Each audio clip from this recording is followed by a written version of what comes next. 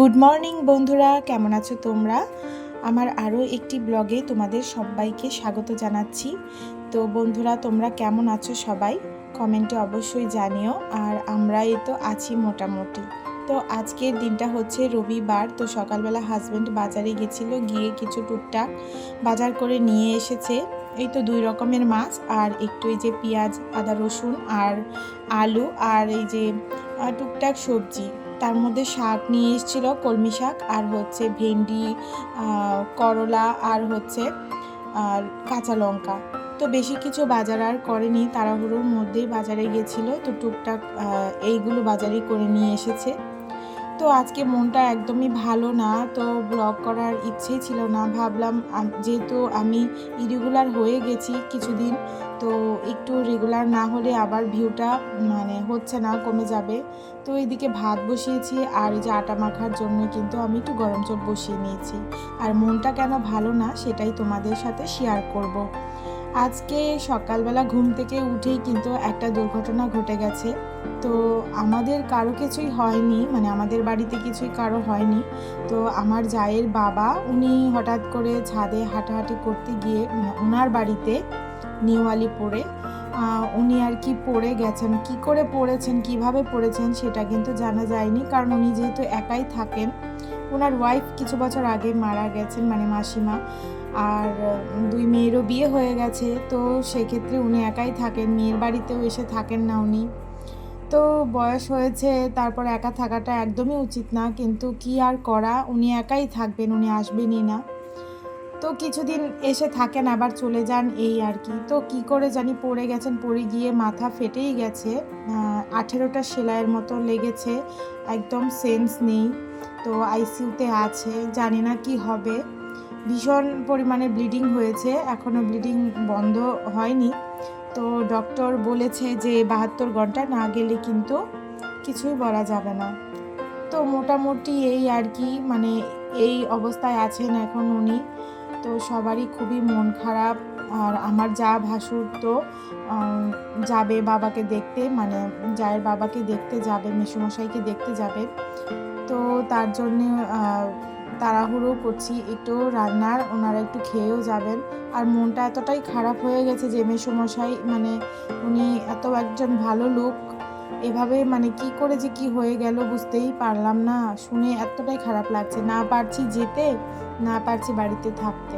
তো এই আর কি, যার জন্য আর কি মনটা ভীষণ খারাপ, সারাদিনই মনটা ভীষণই খারাপ ছিল। তো দেখো মাছগুলো নিয়ে এসেছিল এখানে, কাতলা মাছ নিয়ে এসেছে আর পাবদা মাছ নিয়ে এসেছিল। তো পাবদা মাছটা কিন্তু আমি কেটে নিলাম, পাবদা মাছটা কাটিয়ে আনিনি। তো পাবদা মাছটা কাটতে বেশি একটা কষ্ট হয় না, তো এই কাঁটাটা একটু ফেলে কেটে নিয়েছি। আর আজকে রান্না করব হচ্ছে কাতলা মাছটাই রান্না করব।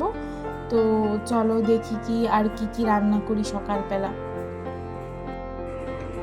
আর এইদিকে কিন্তু শাশুড়ি মাও কিছু রান্না করে রেখেছিল, ডাল, তারপর হচ্ছে পটল পোস্তটা উনি আগের দিন রাতের বেলা নিজে কেটে রেখে তারপর কিন্তু সকালবেলা করে নিয়েছে।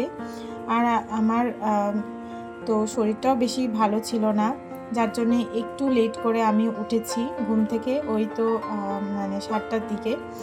আর এই যে দেখো, এবার কিন্তু সকালের খাওয়া দাওয়া সমস্তটা সেরে নিয়ে আর হাজব্যান্ডকেও টিফিন দিয়ে দিয়েছি।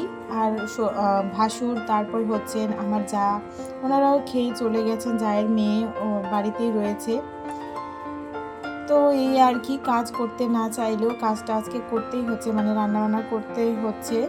রাতের বেলা সবাই মিলে খাওয়া দাওয়া হবে, যার জন্য একটু বড় করেই মাছের ঝোল রান্না করব। আর এদিকে দুপুরের ভাতের জন্য কিন্তু ভাতটা বসিয়ে দিয়েছি, আর একদিকে মাছটা রান্না করে নেব, আর ছেলের জন্য মাছ ভাজাই করে নেব। তো ডাল দিয়ে খাইয়ে দেব, আর তরকারি রান্না করব না ওর জন্য আলাদা করে। তো বারবার ফোন করে কিন্তু খোঁজ খবর নেওয়া হচ্ছে মেসোমশাইয়ের, যে মেসোমশাই কেমন আছে এখন, সেন্স কি এসছে কিনা বা কি হচ্ছে। বারবার ফোনের দিকে তাকিয়ে আছি, কখন ফোন আসবে, শুনবো খবরাখবর, এই আর কি। আর এই যে দেখো, এখানে মশলা করা ছিলই না, মশলাটা শেষ হয়ে গেছিলো। তো আদা কেটে নিচ্ছি, আদা আর লঙ্কা আর জিরে দিয়ে বেশি করে মশলাটা করে রেখে দেব, যেন কয়েকদিন যায়। আর আলু কেটেও নিয়েছি ওইদিকে বড় করে মাছের ঝোলের জন্য। তারপর দেখা যাক রাতে কি দিয়ে কি রান্না হয়। আর দুপুরের জন্য তো একটু পটল পোস্ত আছে, মাছের ঝোল আর ডাল এই দিয়ে খাওয়া হয়ে যাক আজকে দুপুরবেলা। তারপর রাতে দেখা যাবে কি করব। ভাবছি যে রাতে বেশি কিছু না হলে একটু ডাল সেদ্ধ দিয়ে দেব, তো সবাই মিলে খাওয়া দাওয়া হয়ে যাবে। এদিকে ভাতটা হয়ে গেছে আর এদিকে মাছটা এবার আমি করে নেব। আর তেলটা ফুরিয়ে গেছিলো, তো তেলটা কিন্তু আমি কেটে নিচ্ছি। এবার কিন্তু বাবা ফরচুনের প্যাকেট নিয়ে এসেছে, আমাদের পুরো পেটি করে নিয়ে আসা হয়, তো মানে মাস ভরায় আর কি চলতে থাকে। আর এর আগে মহাকোষ তেলটা ব্যবহার করা হতো, সাদা তেল, আর সবসময় সাদা তেলেই রান্না হয়। বিশেষ কিছু হলে সর্ষের তেলটা ব্যবহার করি, যেমন চিকেন, মাটন, তারপর হচ্ছে ভাপা, ইলিশ এই কিছু রান্না করলে তখন সর্ষের তেলটা ইউজ করি। আর ওই তো এখন একটু পাঁপড় ভেজে নিচ্ছি মাছ ভাজার আগে, কারণ ছেলে পাঁপড় খাওয়ার জন্য পাগল হয়ে গেছে, বলছে পাঁপড় খাবো। তো তার জন্যই ভাবলাম যে একটু বেশি করে করি, সবাই মিলে একটু পাঁপড় খেয়ে নেব। এই পর্যন্ত যদি কেউ আমার ভিডিওটা দেখে থাকো, তো আমি রিকোয়েস্ট করব, তুমি যদি নতুন বন্ধু হও তাহলে আমার চ্যানেলটা সাবস্ক্রাইব করে দিও, বন্ধু হয়ে পাশে থেকো।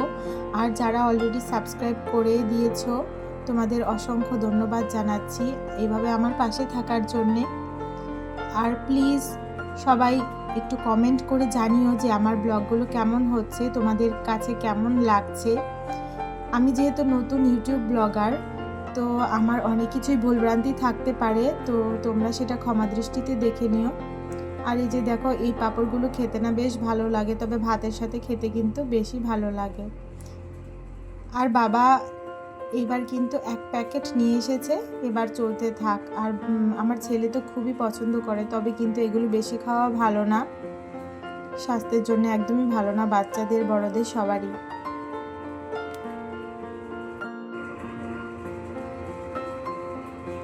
ছেলে তো একদম পাগলই হয়ে গেছে আমার পাঁপড় খাওয়ার জন্যে, তো ওকে আগে আমি দিয়ে দেবো, তারপর নিজের জন্য কয়েকটা রেখে বাকিগুলো আমি দিয়ে দিচ্ছি শ্বশুর, শাশুড়ি, তারপর ওর দিদিকে। তারপর এই যে দেখো, পাঁপড় ভাজা খেতে খেতে মাছটা কিন্তু আমি ভেজে নিচ্ছি। আজকে বড় কাতলা মাছ নিয়ে এসেছিল, যার জন্যে গাদাগুলো অনেকটা বড় বড় ছিল, তো শাশুড়িমা বললো একটু কেটে, মাঝখান দিয়ে কেটে 2 ভাগ করে রান্না করে নাও। আর জানো তো, আজকে মাছ যেহেতু পুরো মাছটা আনিনি, তার জন্য সবাই একসাথে দুপুরবেলা এবং রাত্রিবেলা হবে না, তাই আমি ভাবলাম যে ঠিক আছে কেটেই দিই। একদম মানে দুটো গাদা মাঝখান দিয়ে কেটে 2 ভাগ করে নিয়েছি, আর পেটিগুলো দিয়ে কিন্তু একদম হয়ে গেছিলো দুপুর আর রাতের জন্য। আর ছেলের জন্য তো পেটি মাছ ভাজাই করে নেব ভেবে নিয়েছি। আর বাইরে অনবরত বৃষ্টি হয়ে যাচ্ছে, আর ঘরে কিন্তু প্রচণ্ড গরম। আর এদিকে ছেলের শরীরটাও ভালো না, শরীরটা জ্বর হাঁচি দিচ্ছে, তারপর হচ্ছে একটু নাক দিয়ে জলও গড়াচ্ছে, যেহেতু এক্সাম চলছে। আর এক্সাম দিয়ে এসেই পরে, মানে যেদিন থেকে দিয়ে এসছে শুক্রবার দিন থেকেই কিন্তু একটু কেমন যেন হাঁচি ভাব, ওর ঠান্ডা ভাব লেগেছে। তো ওদিনটা এত হয়নি, কিন্তু আজকে দেখছি যে গাটা গরম আর ভীষণই মানে মর্জি করছে। তো ওর জন্য কাজেও আজকে আমার একটু লেট হচ্ছিল, যার জন্য আবার মনটাও ভালো না, মানে সব মিলিয়ে মানে খুব খারাপই যাচ্ছিল আজকের দিনটা। গত রবিবারে দেখে এসেছি, মানে উনি ভালো, কি সুন্দর হাসলো, খেললো, কথা বললো, সবাই মিলে আনন্দ করলাম।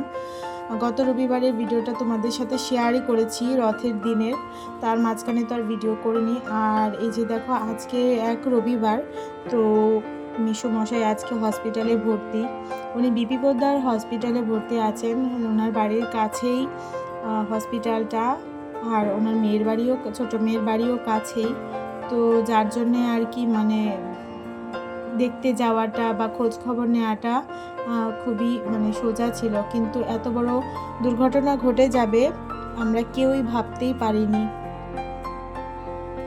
তো তোমরা সবাই প্রে করো মেসোমশাই যেন ভালো হয়ে যান। তো এইদিকে মাছের ঝোলটাও দেখো আমি বসিয়ে দিয়েছি, নামিয়ে নেব। আর মাছের ঝোলটা খেতেও বেশ ভালো হয়েছিল, আলু দিয়ে বড় করে জিরে বাটা জিরে ফোড়ন দিয়ে ঝোলটা করেছিলাম। তো মন খারাপের মধ্যে দিয়ে রান্না বাড়া সমস্ত কিছুই করে নিলাম।